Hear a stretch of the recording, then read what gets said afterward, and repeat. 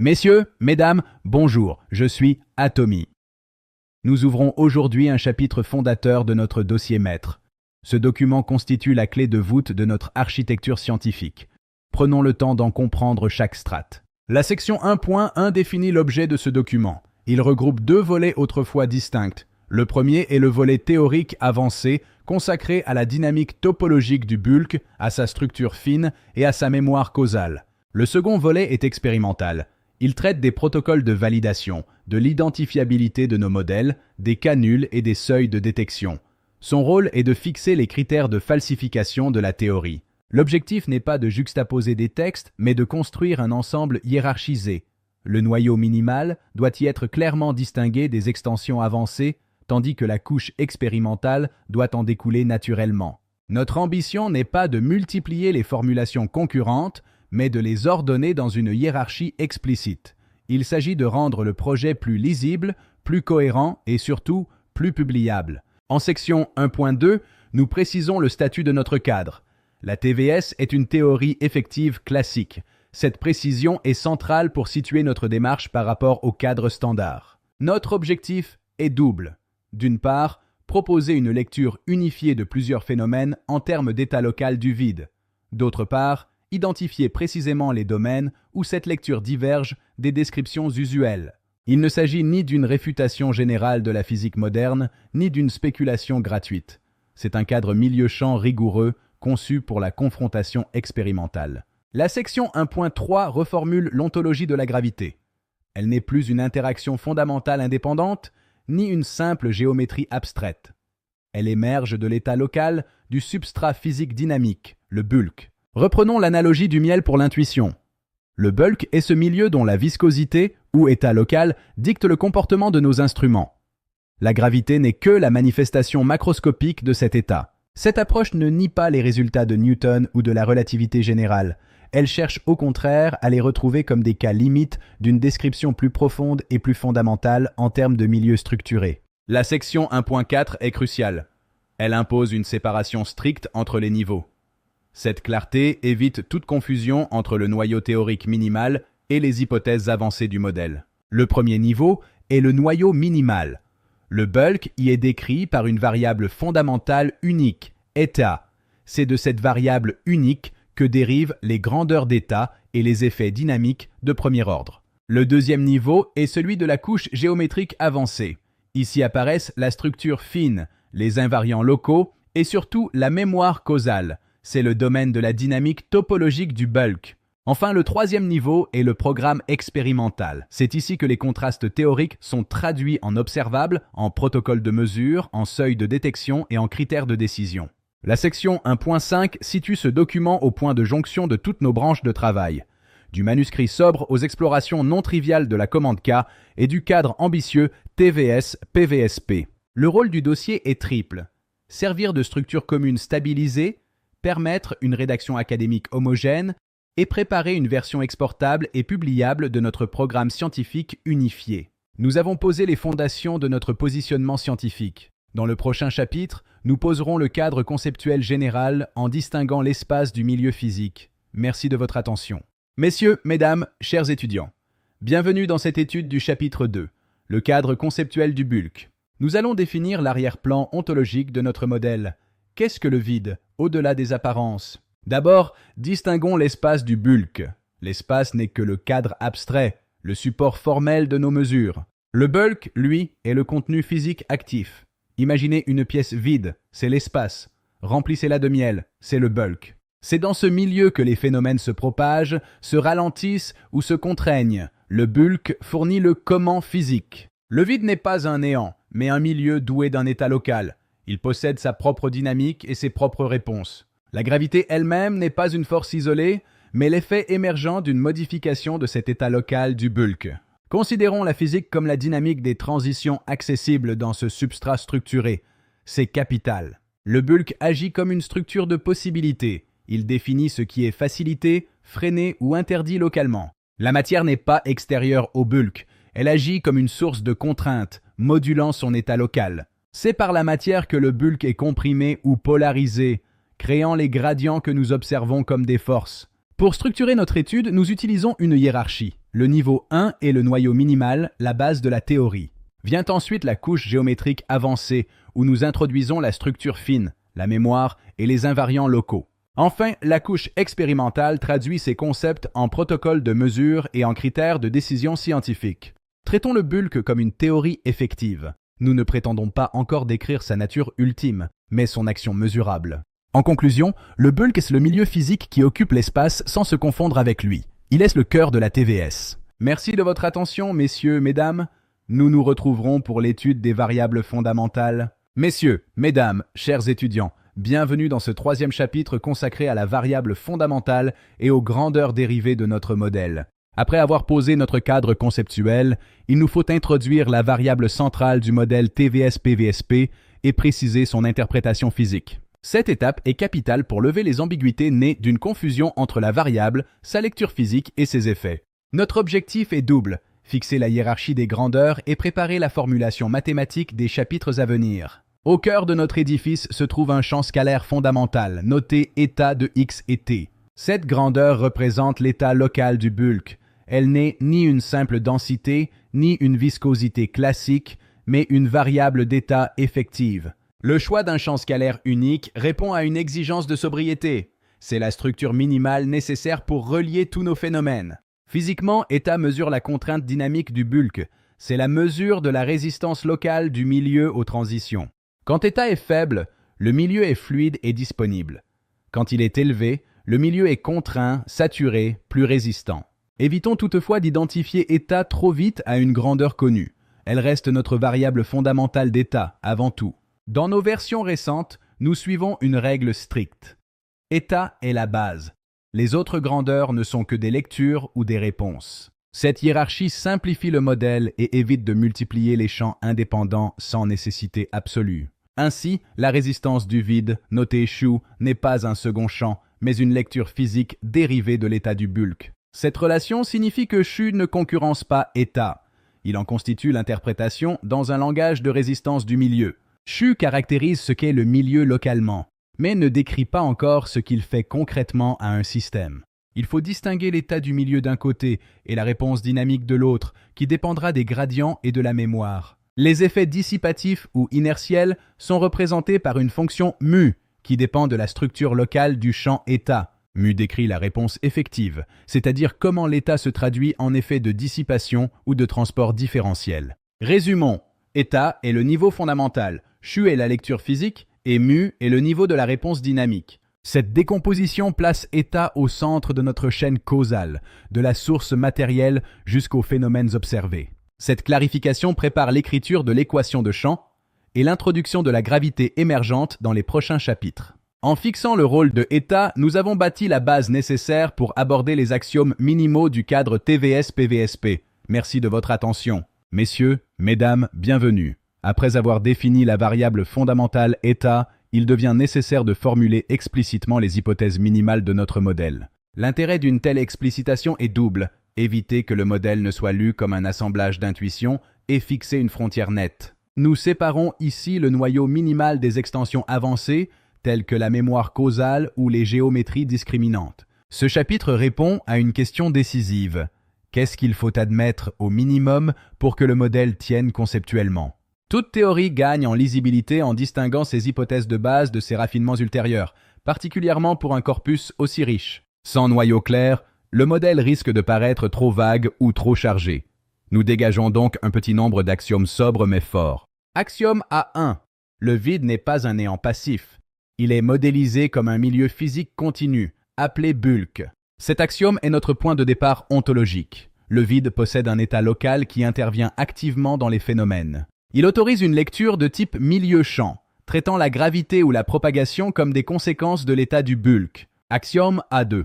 L'état local du bulk est décrit au niveau minimal par un champ scalaire fondamental, état. Cela affirme que l'information minimale pertinente sur le milieu peut être encodée dans un champ scalaire unique. Ce choix répond à une exigence de simplicité conceptuelle et de fermeture mathématique avant d'introduire des structures plus fines. Axiome A3. La matière agit comme source du champ état, en modifiant localement l'état du bulk. La matière n'est pas extérieure à la dynamique du milieu. Elle le structure, le contraint et le polarise. Cela structure notre chaîne causale. La matière agit sur le bulk, modifiant son état physique local. Axiome A4. Les phénomènes observés émergent des gradients, des dérivés et de la dynamique du champ ETA. Cet axiome central affirme que la gravité n'est pas une entité primitive, mais une conséquence de la structure locale du bulk. Dans notre modèle, le phénomène observé n'est pas premier, c'est l'état du milieu qui l'est. Axiome A5. La vitesse fondamentale c est conservée comme invariante locale dans les régimes compatibles. Cet axiome nous permet de raccorder notre cadre aux observations robustes de la physique relativiste déjà établie. Le modèle n'est pas une théorie de la lumière variable directe. Les écarts sont formulés avec prudence dans les régimes extrêmes. Axiome A6. Le temps fondamental est traité comme intrinsèque. Le temps ne se déforme pas comme une entité fondamentale. Ce sont les systèmes physiques, horloge, cadence, processus, qui évoluent différemment selon l'état du bulk. Cela favorise une lecture opérationnelle. Ce qui change, ce sont les processus en réponse au milieu. Pris isolément, ces axiomes sont modestes, mais leur force réside dans leur combinaison pour définir une théorie structurée. Il est crucial de noter ce que ces axiomes n'imposent pas encore, comme la forme unique du potentiel interne. Cette retenue est volontaire pour fixer le noyau minimal sans absorber prématurément toutes les couches avancées. Le présent chapitre n'est pas un simple arrêt conceptuel. Il constitue le socle logique de tout ce qui suivra. Le prochain chapitre introduira enfin l'équation de champ du bulk, cœur dynamique de notre modèle. En résumé, vide actif, champ état, matière source, émergence dynamique, raccord standard et temps intrinsèque. Cette base sobre suffit à donner au modèle une structure claire pour les développements ultérieurs. Nous sommes maintenant prêts pour la suite de ce dossier maître. Merci de votre attention. Messieurs, mesdames, chers étudiants, nous abordons aujourd'hui le noyau dynamique du modèle, l'équation de champ effectif pour la variable fondamentale état. Une théorie du bulk ne peut être purement algébrique. Elle doit décrire comment le milieu évolue, diffuse une contrainte et tend vers l'équilibre par une forme différentielle stable. Voici la forme générale. 4 éléments fondamentaux régissent le milieu. L'inertie, le rappel interne vers les états préférés, la propagation spatiale et le couplage source. Le terme de dérivée seconde représente l'inertie propre du champ. Il signifie que le bulk possède une temporalité propre et ne s'ajuste pas instantanément à la matière. Le rappel interne est gouverné par un potentiel polynomial minimal. Il encode les configurations localement stables et les éventuels changements de régime du bulk. Le paramètre RO état joue le rôle d'une inertie effective. Sans ce terme de rappel, le champ pourrait dériver sans structure vers des états arbitraires.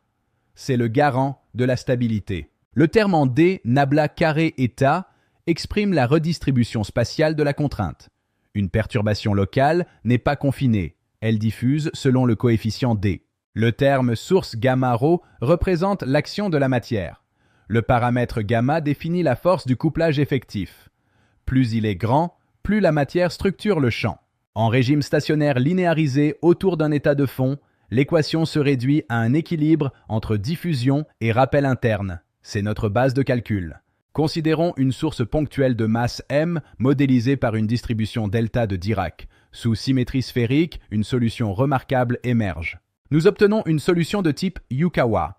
Elle fait intervenir une longueur caractéristique L-état qui fixe l'échelle de portée effective du champ dans le bulk. Cette longueur montre que la théorie peut reproduire le régime standard tout en autorisant des écarts à d'autres échelles. C'est une théorie effective, pas une simple copie. À courte distance, nous retrouvons naturellement la dépendance radiale du régime newtonien. Le gradient du champ état reproduit la loi en 1 sur r carré. En identifiant convenablement les constantes par notre relation de raccord, le modèle englobe Newton comme un cas limite de champ plus large. La cohérence est totale. Ce chapitre est la charnière entre nos axiomes et la formulation des phénomènes observables. Il fournit le socle dynamique dont toutes les autres couches héritent. Le régime stationnaire est fondamental, mais il ne suffit pas à décrire toute la richesse du bulk structuré, notamment ses variations temporelles et ses effets de mémoire. Nous disposons désormais d'un raccord explicite avec la gravitation classique. La voie est libre pour explorer les régimes plus fins. Merci messieurs, mesdames. Messieurs, mesdames, chers étudiants. Nous entamons aujourd'hui une leçon capitale de notre traité TVS-PVSP, la transition de la dynamique du champ à la dynamique des corps. L'objet de ce chapitre est de préciser comment les gradients du champ bulk se traduisent en effets gravitationnels observables. Nous passons de la théorie pure à l'expérience. Il s'agit de franchir une étape décisive. Définir l'équation du mouvement pour une particule d'épreuve dans ce milieu structuré que nous appelons le bulk. Pourquoi parler de gravité émergente? Parce que dans notre cadre, la gravité n'est pas une interaction primitive ajoutée au modèle, elle est une conséquence. Ce qui est premier, ce n'est pas la géométrie abstraite, c'est l'état du milieu. La gravité est la réponse cinématique d'un système plongé dans ce milieu variable. Définissons le champ gravitationnel effectif. Il est proportionnel au gradient de notre variable fondamentale, état, via une constante de couplage kappa. Cette relation simple relie directement la dynamique du bulk à l'accélération observée. Le signe négatif indique la direction vers les régions de moindre contrainte. Ne voyez pas ce gradient comme une force primitive. Il exprime une variation spatiale de l'état du milieu, sa plus ou moins grande disponibilité locale. Lorsque le bulk varie dans l'espace, les transitions accessibles à un système matériel changent. Le système glisse alors selon cette structure du milieu. Voici l'équation maîtresse pour une particule de masse EMS. Elle sépare d'emblée deux mondes, le conservatif et le dissipatif. Le premier terme est le noyau de notre modèle. Le second, F10, est une correction dynamique qui dépend du régime et de la réponse du milieu. La partie conservative exprime l'effet direct du bulk. Puisque la masse est en facteur, l'accélération devient indépendante de la masse de l'objet. Cette propriété assure la cohérence avec l'universalité de la chute libre classique.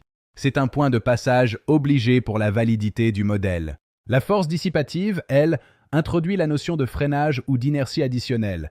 Elle est modélisée par notre réponse dynamique, mu. Rappelez-vous notre hiérarchie. État est fondamental, chu est la lecture de l'état, et mu est la conséquence dynamique locale. En combinant tout cela, nous obtenons une forme capable de décrire aussi bien la chute simple que des comportements beaucoup plus riches et complexes. Cette équation résume déjà une grande partie de la philosophie du modèle.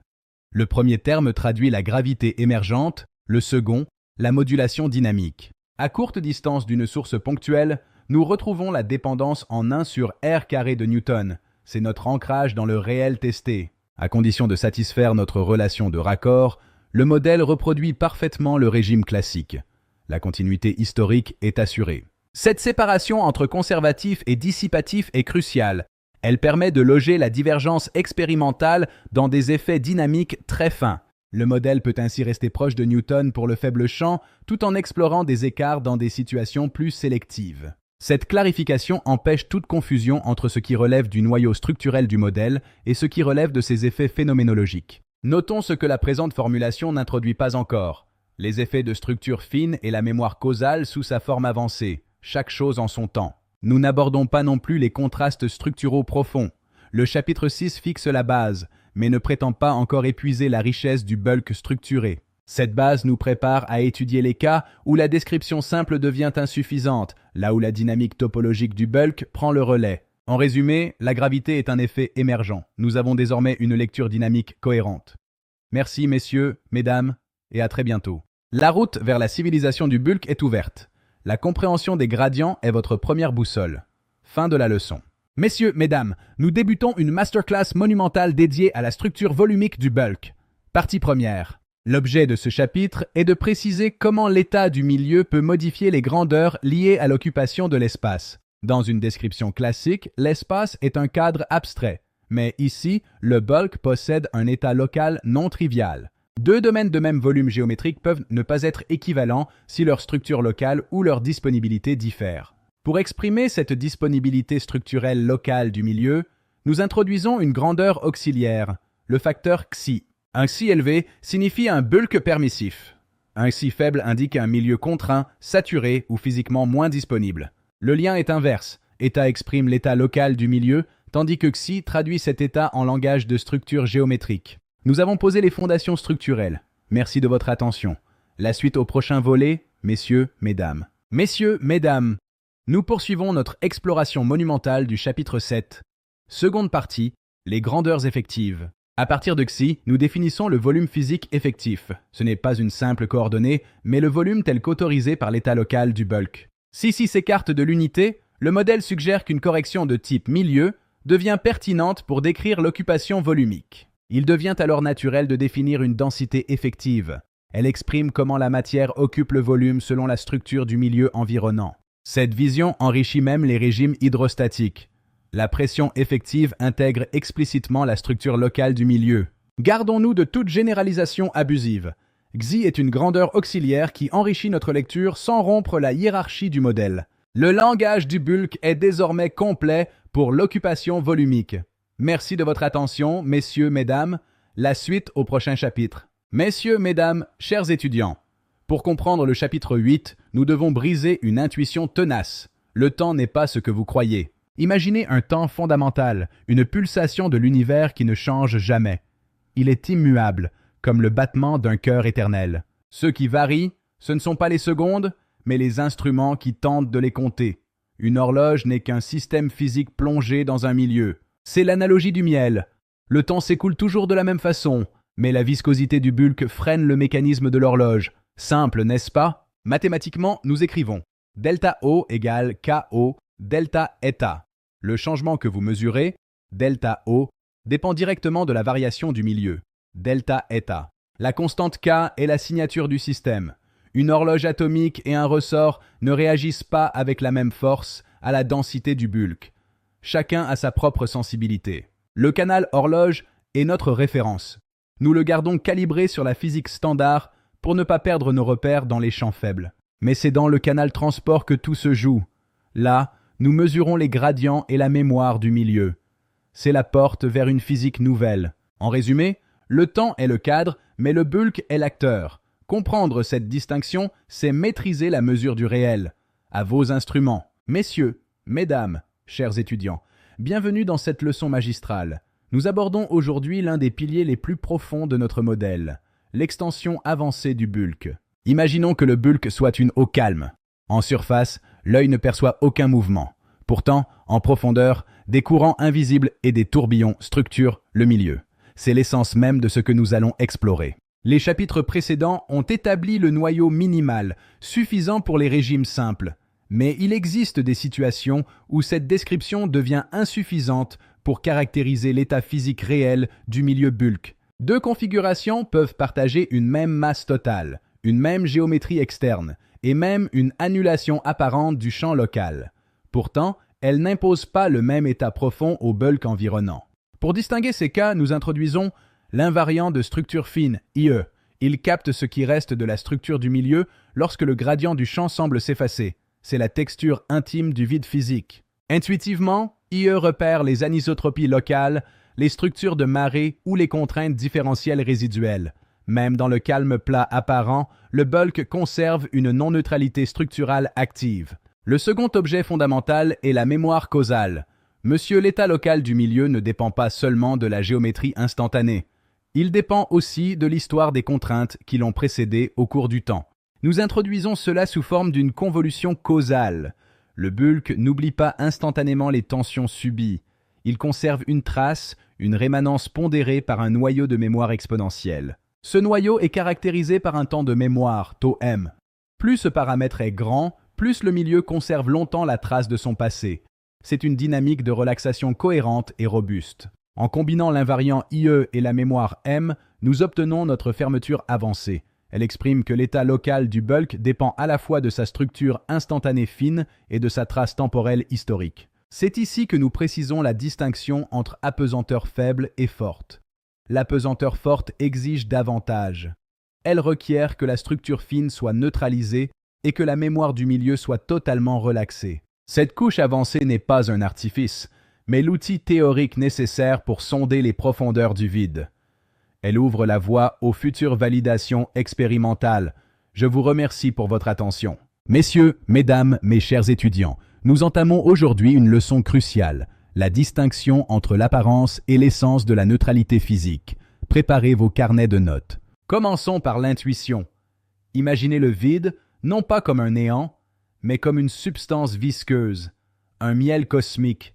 Même quand un objet y est immobile, ce miel exerce une pression, une texture, une présence. C'est le bulk. Dans la physique classique, l'apesanteur est simplement l'équilibre des forces. Si les poussées s'annulent, on dit que l'on est en apesanteur. Mais pour nous, ce n'est que la surface des choses. C'est ce que nous appelons le premier ordre. Nous définissons l'apesanteur faible par l'annulation du champ gravitationnel effectif, GF. Mathématiquement, GF est environ égal à 0. C'est l'absence d'accélération mesurable sur une particule test. C'est l'analogie du nageur. Il est immobile, il ne ressent aucune force de dérive. Pourtant, il est toujours immergé dans l'eau. L'eau a une température, une viscosité. De même, l'apesanteur faible ne garantit pas la neutralité du bulk. C'est ici qu'intervient la structure fine. Même sans accélération, le milieu peut conserver une texture, une structure locale résiduelle. C'est ce que mesure notre invariant local, IE. Si IE est présent, le milieu est tendu ou structuré. Pensez au phare dans le brouillard. Vous ne ressentez pas de vent, pas de force, mais la lumière est dispersée, la visibilité est réduite. Le brouillard est la structure résiduelle du bulk qui influence la propagation, même dans le calme plat. S'ajoute à cela la mémoire locale. Monsieur le bulk est un milieu à mémoire. Comme une empreinte dans la cire qui met du temps à s'effacer, le milieu garde la trace des contraintes passées. Un point peut être équilibré maintenant, porter encore le poids d'hier. La pesanteur forte, elle, est la véritable neutralité. C'est quand non seulement les forces s'annulent, mais que le milieu lui-même redevient parfaitement lisse et sans mémoire. C'est l'état où état tend vers zéro. Cela exige une structure fine nulle et une mémoire totalement relaxée. C'est la condition de neutralité effective du bulk. Prenons l'exemple du centre d'une géométrie compensée. La gravité y est nulle, c'est l'apesanteur faible. Mais le bulk y est-il neutre? Souvent non. C'est le piège classique à éviter. Pour vos futurs protocoles, messieurs les expérimentateurs, ne visez pas seulement l'absence de poids, cherchez la neutralité effective. Un bon test de la TVS doit distinguer ces deux régimes pour être valide. En résumé, l'apesanteur faible n'est qu'une neutralité apparente. Seule l'apesanteur forte garantit la neutralité physique totale du milieu. Ne confondez plus jamais les deux. J'espère que ce niveau de détail aura pleinement éclairé votre lanterne. La science demande de la patience et de la précision. Merci de votre attention, messieurs, mesdames. Messieurs, mesdames, chers étudiants, prenons le temps d'approfondir ensemble le chapitre 11. Imaginez un brouillard où tout semble identique. Une géométrie discriminante est ce qui permet de voir au-delà. C'est une configuration où la simple apparence de surface ne suffit plus à décrire la réalité physique du bulk. Intuition fondamentale. L'annulation des forces apparentes ne signifie pas la neutralité du milieu sous-jacent. Voyez le bulk comme du miel. Même si vous ne bougez pas, la structure du miel autour de vous est modifiée. Deux situations peuvent sembler calmes en surface, mais différer par leur viscosité interne. C'est cela, discriminer. Prenons deux masses symétriques. Au centre, la mathématique classique dit « le champ est nul ». Terminé. Mais pour nous, ce point conserve une signature. Le milieu y est structuré par la présence des masses proches. Le carré de masse est notre prototype. 4 sources, un centre, une symétrie plus riche, plus profonde. Ici, l'invariant local ne disparaît pas. C'est un contraste net entre compensation et persistance structurelle. L'anneau uniforme nous fait passer du discret au continu. C'est le pont vers les objets réels du cosmos. Voyez le cube. Sa forte symétrie neutralise tout, même la structure fine. C'est notre témoin de neutralité. Sans contre-exemple, la théorie serait trop souple. Nous distinguons les symétries actives des symétries neutres. Abordons le sommet, la sphère homogène face à la coquille mince, même masse, même rayon. De l'extérieur, rien ne les sépare. Pour Newton ou Einstein, le centre semble identique. Une illusion. Mais la matière répartie dans le volume de la sphère structure le bulk jusqu'en son cœur. Pas la coquille. C'est comme de la cire qui se fige. La sphère pleine crée un bloc de contraintes volumiques permanent. Dans la coquille, la cire est reléguée à la périphérie. Le centre appartient à un milieu physiquement différent. C'est ici que l'apesanteur forte se distingue de l'apesanteur faible. Le premier ordre est un critère trop pauvre. Nous nommons cela le contraste structural. Deux géométries discriminées malgré leur proximité apparente. Ce contraste naît d'une différence de structure fine locale. Le tissu du vide n'a pas la même texture. Il peut aussi naître de la mémoire du milieu. Le bulk se souvient de la matière qui l'a structuré. Le carré illustre le mécanisme. La sphère est notre pierre angulaire, notre test majeur pour l'avenir. Le chapitre 11 transforme l'abstraction en cible concrète pour nos futurs protocoles expérimentaux. Nous allons maintenant relier ces géométries à des mesures effectives. C'est le passage au réel. La géométrie devient notre matière première. Le bulk n'est plus une idée, c'est un terrain d'ingénierie. Les géométries discriminantes sont la clé de la lisibilité du bulk. Merci de votre attention. Nous nous retrouverons pour l'étape suivante. À très bientôt, messieurs, mesdames. Messieurs, mesdames, chers étudiants. Bienvenue dans ce 12e chapitre dédié au contraste structural et au cadre opératoire. Nous avons introduit les géométries discriminantes. Il nous faut maintenant franchir une étape, les transformer en cas test opératoires. L'enjeu est majeur, définir précisément ce qui doit être tenu constant et ce qui peut varier dans nos expériences. Sans un cadre rigoureux, nous risquons d'attribuer par erreur une différence observée à une propriété du milieu mal isolé. Une comparaison n'est propre que si les grandeurs de premier ordre sont contrôlées et les discriminantes laissées différentes. Voyons d'abord les grandeurs à maintenir constantes. La première est la masse totale des configurations comparées. La géométrie externe doit aussi être fixée, comme le rayon extérieur dans le test de la sphère et de la coquille. Le point de mesure doit également être fixé.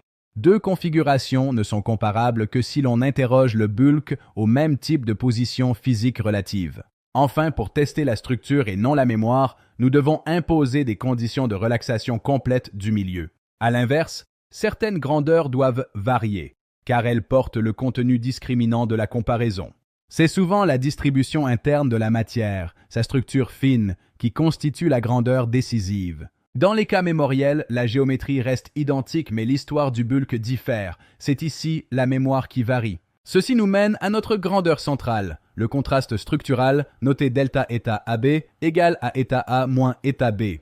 Cette quantité est l'interface théorique entre la structure de notre modèle et les effets physiques mesurables. En régime de mémoire relaxé, le contraste provient principalement de la structure fine locale instantanée. Définissons maintenant nos 4 cas tests canoniques, piliers de notre programme expérimental. Le cas A compare une sphère homogène et une coquille mince de même masse et même rayon. Il teste la structure volumique. Le cas B, le carré de masse, teste la capacité du bulk à distinguer des symétries similaires en champ faible. Le cas C utilise une géométrie identique mais une histoire différente pour sonder la sensibilité à la mémoire. Enfin, le cas D est le témoin nul. Tout est identique. Si un contraste apparaît, c'est un artefact à corriger. Le contraste structural doit enfin être traduit en observable via notre loi effective. Delta O égale KO delta état. Nous avons désormais le langage rigoureux pour passer de la géométrie à l'expérience. Merci de votre attention. Messieurs, mesdames, chers étudiants, aujourd'hui, nous abordons un pilier décisif, la validation empirique de notre modèle. Une théorie n'a de valeur que si elle définit ce qui, concrètement, viendrait appuyer ou contredire sa structure. Dans la TVS avancée, nous ne cherchons pas un effet spectaculaire brut, mais des différences différentielles fines. Il s'agit de trouver un contraste résiduel là où la physique standard attendrait une quasi-équivalence. La forme la plus élémentaire est le contraste structural non nul, noté delta état AB différent de 0. C'est la condition théorique minimale pour que notre couche avancée possède un contenu propre et discriminant. Prenez le cas de la sphère et de la coquille. Malgré une neutralité apparente au centre, un contraste doit subsister. Même premier ordre apparent ne signifie pas nécessairement même état effectif du bulk structuré. La seconde famille concerne la mémoire. L'histoire locale d'un système peut induire des états distincts du milieu. La mémoire peut jouer un rôle aussi crucial que la structure spatiale elle-même dans nos protocoles. Ce contraste structural se traduit en observable par une interface simple. Delta O égale KO fois delta état. Cela peut prendre la forme d'un décalage de fréquence, d'un contraste de phase ou d'un temps de transport. On parlera de résultats positifs si le contraste est stable, reproductible et cohérent avec notre cadre théorique. Cela signifie qu'une couche propre du modèle résiste victorieusement à la confrontation expérimentale. Un résultat nul où aucune différence n'est observée constitue une contrainte importante pour la portée du régime testé. Cela peut signifier que les couplages sont plus petits que prévu ou que la géométrie choisie n'était pas optimale. L'ambiguïté survient quand un contraste ne peut être attribué proprement à la structure du bulk, comme en cas de bruit. Reconnaître cette catégorie évite de transformer prématurément un résidu incertain en une prétendue validation. Toutes les différences ne sont pas pertinentes. Elles doivent dépasser un seuil critique pour être retenues. Il faut être au-dessus du bruit et des artefacts plausibles pour que le résultat ait une valeur scientifique réelle. La validation partielle montre que le modèle a une prise réelle sur un domaine spécifique de phénomène. La validation forte exige une cohérence croisée entre plusieurs protocoles et classes d'observables indépendantes. Si certains contrastes manquent à l'appel, nous devons accepter de réduire certaines couches du cadre théorique. Un cadre qui accepte de perdre des degrés de liberté est bien plus crédible qu'un cadre qui survit à tout. Nous suivons une hiérarchie stricte des verdicts pour éviter les conclusions binaires trop hâtives. Ce chapitre prépare l'ouverture vers la phase expérimentale, fréquence, phase et dissipation. Nous disposons désormais d'un cadre conceptuel solide. Merci de votre attention, messieurs, mesdames. Messieurs, mesdames, bienvenue. Nous abordons aujourd'hui le chapitre 14, l'architecture générale du programme expérimental. Après avoir construit la structure théorique, il est temps de passer à la couche expérimentale proprement dite. Notre validation ne repose pas sur une seule expérience, mais sur une famille de mesures différentielles convergentes. Pourquoi une structure ? Pour éviter que toute dérive instrumentale ne soit surinterprétée comme un effet du modèle. Le programme doit satisfaire 4 exigences. Distinguer la signature du bulk et garantir une portée falsifiable. On ne cherche pas une anomalie brute, mais un contraste différentiel cohérent avec la structure du bulk. C'est un programme de comparaison discipliné, 2 situations proches, des grandeurs constantes et une motivation théorique. L'architecture repose sur une distinction cruciale, le canal horloge et le canal transport. Le canal horloge sert d'ancrage. Il assure la calibration et la continuité avec la physique standard. Le canal transport, lui, discrimine. C'est là que la TVS place ses signatures expérimentales les plus spécifiques. Toutes nos expériences sondent une même structure latente. Les observables ne sont que les projections d'un même état. Le dossier s'organise autour de 3 grandes familles. Voyons-les plus en détail. La famille A sonde les effets du bulk sur la stabilité de phase et le bruit temporel résiduel. La famille B utilise l'interférométrie sur fibre verticale pour séparer le potentiel gravitationnel standard. Enfin, la famille C interroge le rôle du milieu à travers les pertes et la dissipation effective. L'expérience doit permettre d'identifier la cause du contraste. Est-ce un gradient, une mémoire ou une dissipation? Tous les résultats n'ont pas le même statut. Le canal transport est le point de divergence le plus discriminant. Ce programme n'est pas une collection hétéroclite. Il est assez structuré pour pouvoir échouer localement. En conclusion, cette architecture donne au dossier sa véritable portée empirique. Je vous remercie de votre attention. Messieurs, mesdames, bienvenue à cette séance magistrale. Nous allons aujourd'hui disséquer la structure des observables, une étape indispensable pour que notre théorie passe de la spéculation à la science rigoureuse. Le chapitre précédent a établi l'architecture de notre programme expérimental. Mais la validation ne peut reposer sur une anomalie brute. Elle exige des comparaisons différentielles convergentes. Nous devons définir comment chaque mesure est décrite et interprétée. Une théorie peut être testable en principe, mais ininterprétable en pratique si les observables ne sont pas décomposés proprement. Quelle partie du signal relève de l'ancrage standard? Quelle partie appartient au bulk? C'est ce que nous allons clarifier. Pour comprendre, utilisez cette intuition. Imaginez un phare dans la brume. Ce que vous mesurez n'est jamais la source pure. C'est une superposition de la contribution attendue, des biais de l'instrument et des bruits de l'environnement. Le formalisme est sans appel. L'observable total Ishgin est la somme de 4 contributions distinctes.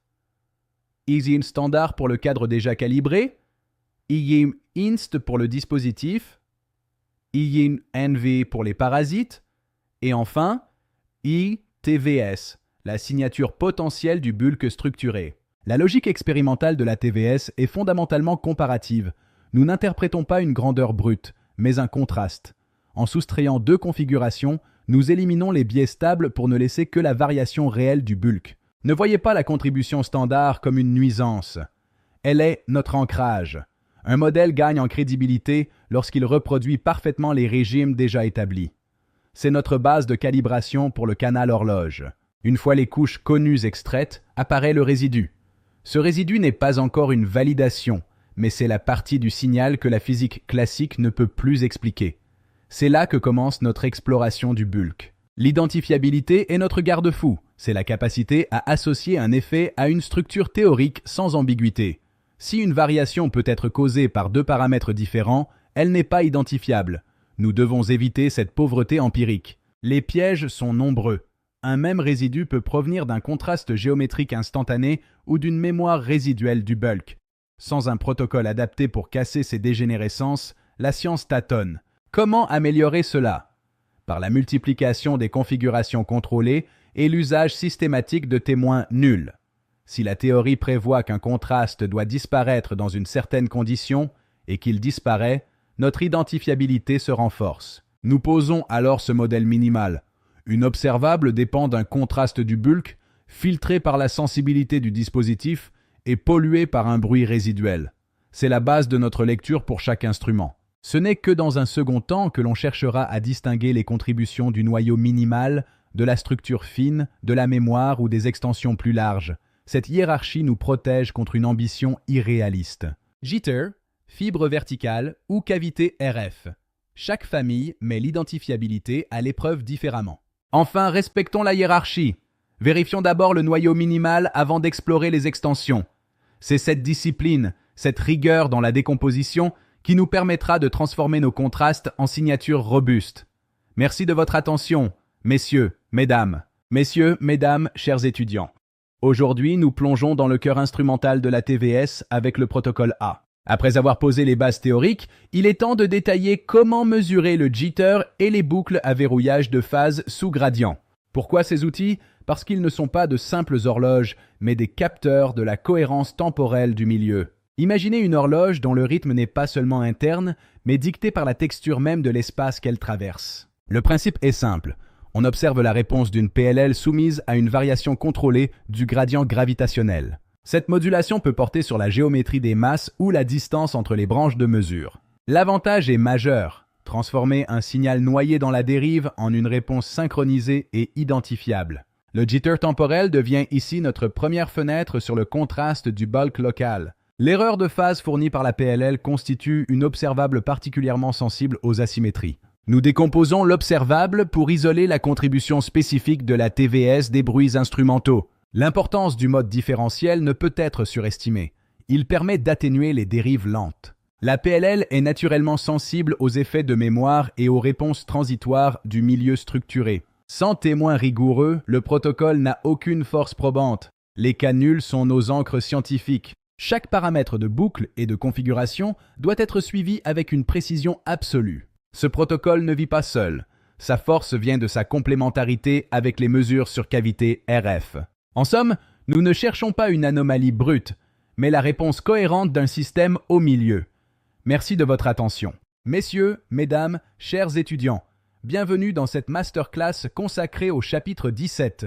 Nous allons explorer aujourd'hui un pilier de la validation expérimentale, l'interférométrie sur fibre verticale. Après avoir étudié le jitter et les boucles PLL, il est temps d'introduire une approche fondée sur une observable différente. Ce protocole est un candidat d'exception pour séparer la contribution faible champ standard d'un résidu attribuable à la structure même du bulk. L'intuition fondamentale réside dans la géométrie. Une fibre verticale impose au signal un trajet directement aligné avec les variations de potentiel du milieu. C'est une sonde privilégiée pour nos mesures. Dans une lecture standard, cette expérience permet d'accéder aux effets liés au potentiel ou au redshift. Mais dans le cadre du bulk structuré, elle sert à isoler un résidu lié à la structure du transport dans le milieu. Le principe général consiste à faire circuler un signal cohérent, optique ou électromagnétique dans cette fibre disposée verticalement pour mesurer soit un écart de phase, soit un temps de trajet effectif. Le grand avantage conceptuel est la séparation claire entre deux couches de lecture. La couche faible champ standard, qui constitue la partie calibrée, et la couche de transport du bulk, celle qui intéresse spécifiquement la TVS. Plusieurs observables sont naturels ici. La phase relative entre deux bras de propagation constitue l'observable la plus directe, extraite avec une grande sensibilité dans des configurations stabilisées. On peut aussi interpréter la mesure en termes de temps de propagation ou de chemin optique effectif. Cette lecture relie la propagation à la structure intégrée du milieu le long du trajet. Passons au formalisme rigoureux. L'observable mesuré, white fib, se décompose en contributions standard, instrumentale et environnementale, laissant apparaître le terme crucial, HIT-TVS. Le résidu interférométrique est la trace d'un contraste de transport du milieu. Dans sa forme cumulative, le signal dépend de l'état du bulk tout au long de sa progression dans la fibre. C'est ici que réside la puissance de la fibre verticale. Elle est adaptée à la recherche d'effets cumulés. Un contraste structurel modeste devient mesurable s'il se cumule de manière stable sur un trajet défini. La force du protocole dépend de ses témoins internes. Géométrie inchangée, orientation horizontale neutre et contrôle strict des variations thermiques ou mécaniques. C'est le prix de l'identifiabilité. En conclusion, l'interférométrie sur fibre verticale est un protocole pont essentiel. Elle assure la cohérence entre le canal horloge et le canal de transport. Merci de votre attention pour cette masterclass. Messieurs, mesdames, chers étudiants, bienvenue dans cette masterclass consacrée au chapitre 18 de notre dossier TVS. Aujourd'hui, nous explorons une troisième famille expérimentale, celle des cavités RF et de la dissipation effective. Nous quittons momentanément la phase et le temps de trajet pour sonder la manière dont le milieu absorbe l'énergie. Imaginez une cavité RF comme un miroir pour ondes extrêmement sensible à la qualité de son confinement. Si le bulk est structuré, il doit influencer la dissipation apparente et le facteur de qualité de nos systèmes.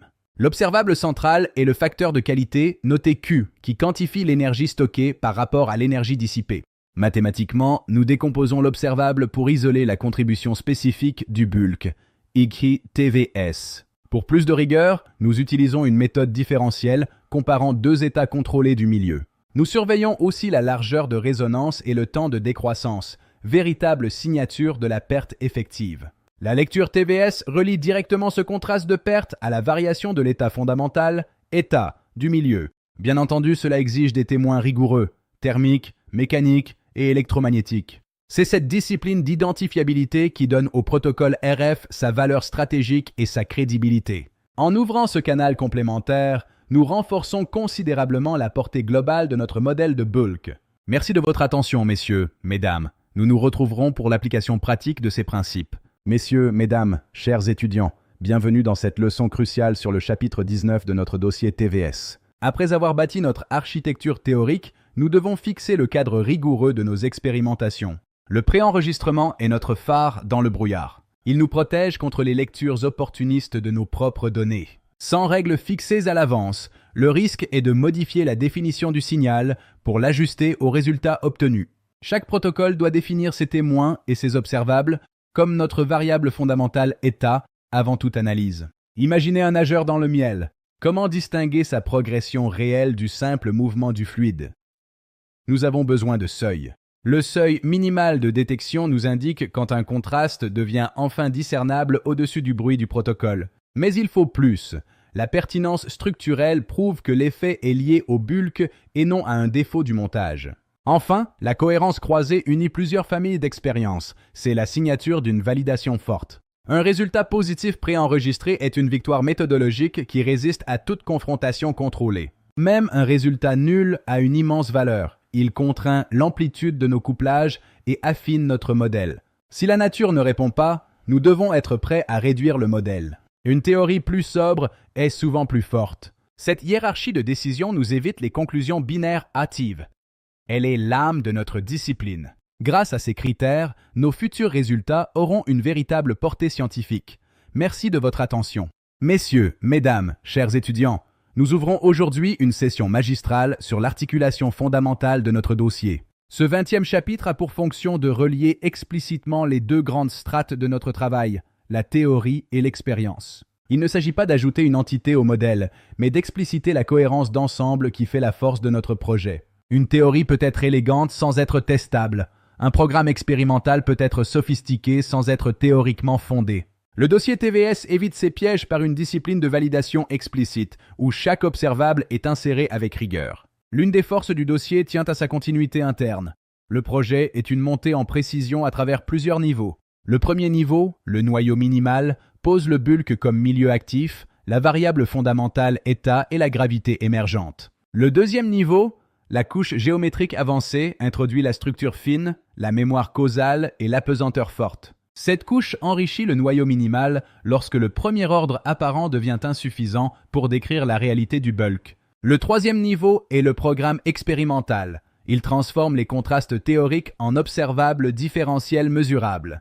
Il cherche une confrontation disciplinée et non une simple détection entre la structure du modèle et la réponse instrumentale. La théorie avancée ne produit pas des prédictions isolées, mais une architecture de distinction essentielle à la compréhension.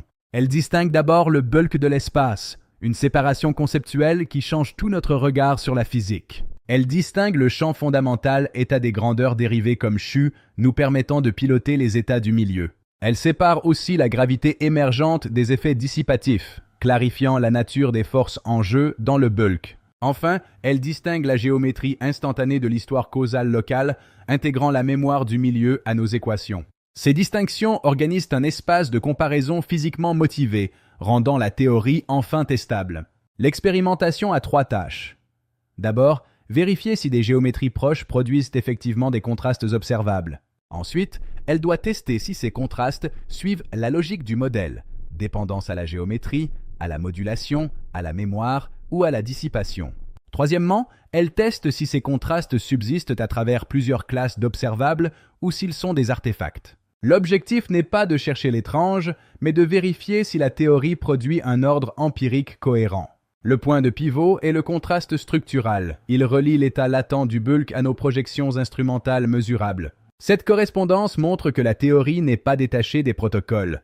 Ils sont les 2 faces d'une même pièce. Cette articulation renforce la crédibilité du projet en donnant à la théorie une portée empirique concrète. Elle donne au programme une base non arbitraire. Les protocoles sont choisis pour correspondre à des contrastes précis du bulk. Elle impose une discipline forte. La possibilité d'un échec local est un signe de maturité scientifique, non de faiblesse. Nous devons aussi situer la branche consacrée à la commande K et à l'effet Dennis dans notre hiérarchie globale. Ces éléments sont des prolongements conceptuels essentiels, explorant la capacité dynamique et la saturation du vide. Une distinction analogue vaut pour le TVS-PVSP élargi. Nous en extrayons le cœur utile pour garantir la tenue académique. Cette sobriété relative est ce qui donne à notre dossier sa meilleure posture pour une publication scientifique rigoureuse. À ce stade, le dossier est un programme scientifique structuré plutôt qu'une théorie close ou achevée. C'est une position bien plus solide qu'une prétention prématurée à l'unification totale de toute la physique. Plusieurs éléments sont verrouillés. Le bulk est distinct de l'espace, et état est notre variable fondamentale. La gravité émerge des gradients du bulk, et nos géométries discriminantes donnent un contenu concret à cette vision. Certains points restent ouverts, la valeur effective des couplages et le rôle précis de certaines grandeurs dérivées. Cette ouverture n'est pas une faiblesse, mais le signe d'un programme rigoureux en cours de consolidation. Ce chapitre joue son rôle de charnière finale. Il montre que le dossier possède une logique interne continue. De la théorie minimale aux décisions empiriques, cette continuité permet de revendiquer une vraie tenue scientifique. Une fois cette articulation posée, nous sommes prêts à entrer dans la conclusion générale de notre voyage. Le dossier maître relie désormais sa théorie avancée à un programme de validation discipliné. Merci de votre attention. Messieurs, mesdames, nous nous retrouverons pour la synthèse finale. À très bientôt pour la suite de nos travaux. Messieurs, mesdames, chers étudiants, nous voici à l'heure du bilan. Ce chapitre n'est pas une simple fin, mais le socle sur lequel reposera notre héritage scientifique. Le présent chapitre a pour fonction de clore le dossier maître en donnant une vue d'ensemble de sa portée scientifique. Il s'agit de répondre à une question globale. Que propose exactement le projet TVS sous sa forme actuelle? Le dossier maître a érigé une architecture monumentale. Nous avons transcendé les simples intuitions pour bâtir un cadre où le milieu physique actif et sa validation ne font qu'un. Au niveau le plus fondamental, le vide a été reformulé comme un milieu physique actif, appelé bulk. La gravité n'est alors plus une force première, mais la conséquence émergente de ses gradients locaux. Imaginez ce milieu comme un miel cosmique. Sa viscosité structure non seulement la propagation de la lumière, mais aussi la mesure intrinsèque du temps au cœur de la matière. À un 3e niveau, le dossier a construit un programme de validation expérimentale. Une logique de seuil et de critères de décision a enfin été explicitement formulée pour nos contrastes structurels. Sur le plan conceptuel, le projet apporte une distinction claire entre l'espace géométrique et le milieu physique. Cette distinction redonne au vide un statut actif et dynamique. Notre méthode a consisté à séparer le noyau stable des extensions avancées pour garantir une lisibilité et une rigueur sans faille. 7 piliers sont désormais suffisamment stabilisés pour constituer le cœur défendable du dossier. Ils forment une base scientifique cohérente, prête à être exposée dans une version académique. Plusieurs points restent cependant ouverts. La place exacte du facteur structurel Xi demande encore à être clarifiée selon les régimes, témoignant de la vitalité de notre recherche. Soyons lucides, notre modèle est une théorie effective.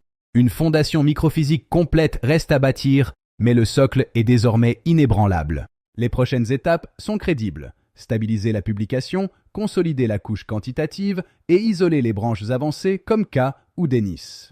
Notre route est tracée. Le projet TVS peut désormais être défendu comme une alternative sérieuse et hiérarchisée. Merci de votre attention. Messieurs, mesdames, à bientôt pour la suite de nos travaux. Messieurs, mesdames, bienvenue à cette masterclass monumentale.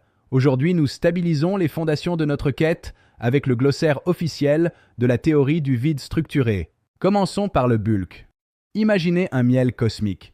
Ce n'est pas un vide vide, mais un substrat physique actif, tridimensionnel et structuré. C'est le milieu où tout prend place. Dans le cadre TVS, il se distingue de l'espace géométrique abstrait. Le bulk est la réalité physique. L'espace n'est que le cadre où nous décrivons les trajectoires. Au cœur de ce miel réside la variable fondamentale état. Ce champ scalaire représente l'état local du milieu, le noyau minimal de tout notre modèle théorique. C'est ici que la magie opère. La gravité n'est plus une interaction primitive, mais une conséquence émergente. Elle naît mathématiquement du gradient de ce champ état. Le CHU, quant à lui, est notre lecture de la résistance dynamique du vide. C'est la viscosité gravitationnelle qui relie l'état du bulk à nos instruments de mesure. Au-delà du premier ordre, nous rencontrons la structure fine du bulk, mesurée par l'invariant IE. Elle devient cruciale dans les géométries compensées. Le bulk possède aussi une mémoire causale, notée MCIE. C'est sa capacité à conserver une trace pondérée de ses contraintes passées à travers un noyau de relaxation. Nos tests s'ancrent dans deux canaux, le canal horloge pour les fréquences et le canal transport pour les divergences de propagation les plus spécifiques. Enfin, distinguons la pesanteur faible, simple annulation du champ, de la pesanteur forte, où le bulk est effectivement neutre et la mémoire relaxée. Ce glossaire est votre boussole. Que la cohérence guide vos expériences dans ce vaste océan qu'est le bulk. Merci de votre attention. Travaillez bien.